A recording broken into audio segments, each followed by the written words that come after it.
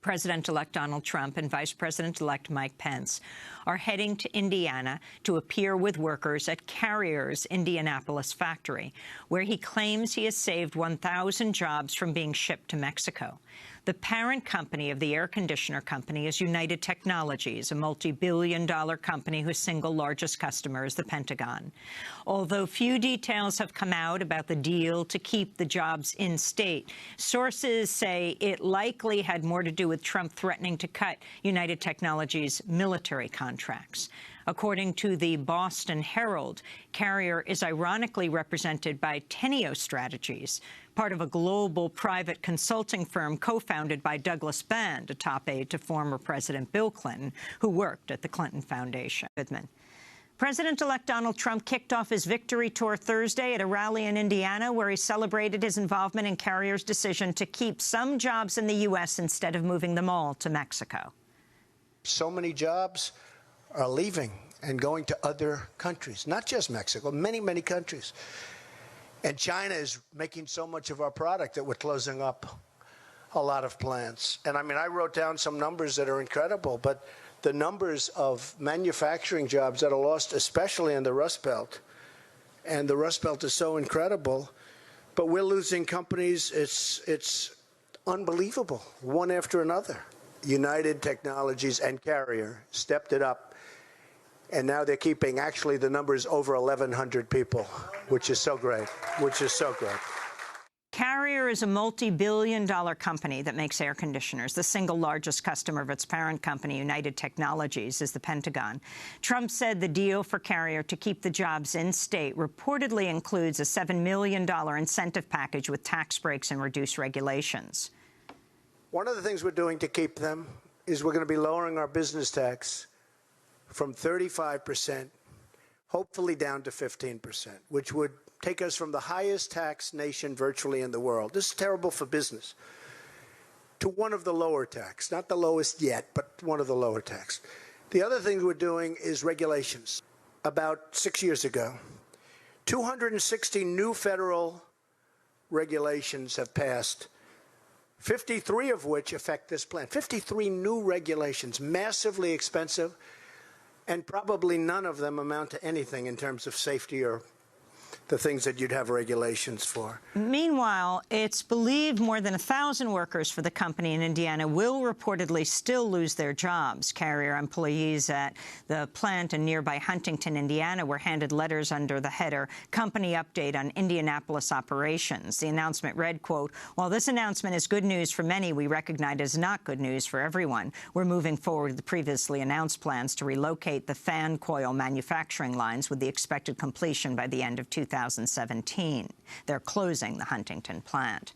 This comes as Donald Trump announced plans to leave his businesses. In a series of tweets Wednesday morning, he tweeted, "I will be holding a major news conference in New York City with my children on December 15th to discuss the fact that I'll be leaving my great businesses in total in order to fully focus on running the country in order to make America great again. While I'm not mandated to do this under the law, I feel it's visually important as president to in no way have a conflict of interest with my various businesses. Hence, legal documents are being crafted, which take me completely out of business operations. The presidency is a far more important task," he wrote. After Trump's Twitter announcement, the Office of Government Ethics responded with a tweet storm of its own, writing, quote, "Real Donald Trump, bravo. Only way to resolve these conflicts of interest is to divest. Good call. And real Donald Trump, this divestiture does what handing over control could never have done," unquote. Ethics experts say Trump must divest from his business interests to avoid conflicts of interest. Well, for more, we're joined by two guests. We're starting with Robert Weissman, president of Public Citizen, who's been following what he calls Trump's corporate takeover of federal agencies and has written that Trump's conflicts of interest are unprecedented in American history. But I want to start, Rob Weissman, by talking about Carrier and what exactly is understood at this point. Now, it sounds like about 800 jobs are going to be saved, while about 1,100 jobs will be lost with the closing of one of the Carrier plants. But this is all as a result of a $7 million tax break. Is that right for Carrier? Yeah, that seems to be right. you know, Trump yesterday in his speech said companies that leave the United States, that take jobs out, will be punished one way or another. But in fact, what this deal is about is paying a bribe to Carrier to stay. And, you know, as you were saying in the lead up, not really stay. Some jobs stay, not the number he said, on terms that are unknown for a time that's unknown. We do know that in the past, these kinds of deals to pay subsidies to retain jobs or to get new jobs typically don't work, and that the jobs that are promised don't materialize, or the jobs that are supposed to stay don't stay very long. You know, it's also interesting that he said in the clip you played, part of the way he allegedly convinced Carrier to keep these hundreds of jobs in Indiana is through his promise of tax cuts and wiping away regulation. Well, those tax cuts, if they're able to be delivered on, which we surely hope we can block, actually would have nothing to do with where Carrier locates itself. It's going to have the same tax rate whether or not it does production in Mexico or does it in Indiana.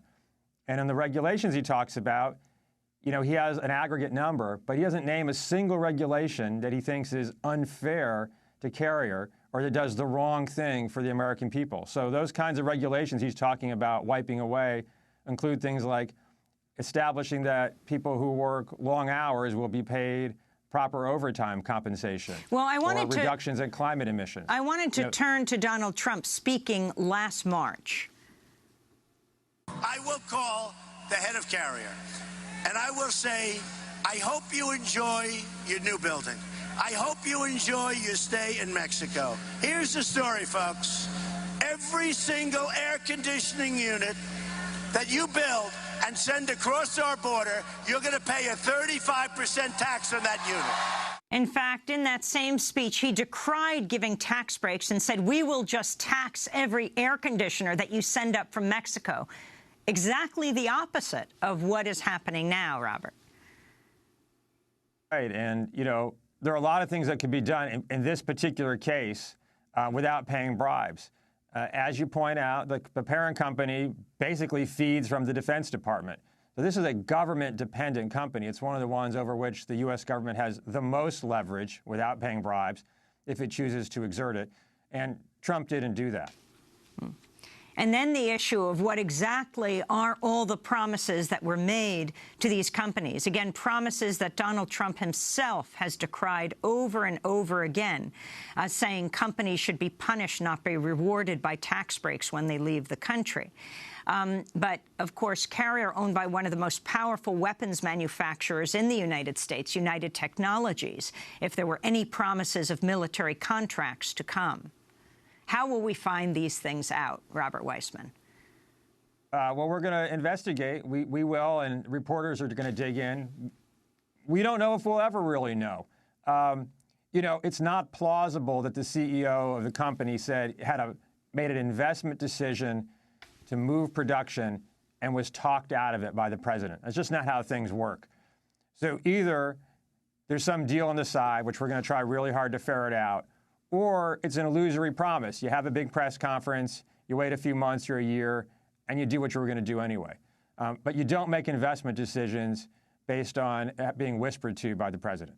We're going to break, and when we come back, we're going to talk about, well, you blogged about this, Robert, saying that the president-elect has the most serious conflicts of interest in U.S. history. We're going to talk about one by one what are those conflicts and what you feel needs to be done. We're talking to Robert Weissman, president of Public Citizen. His recent piece for the Huffington Post, Trump's corporate takeover of federal agencies. His recent piece, Trump's conflicts of interest are unprecedented in American history. Stay with us.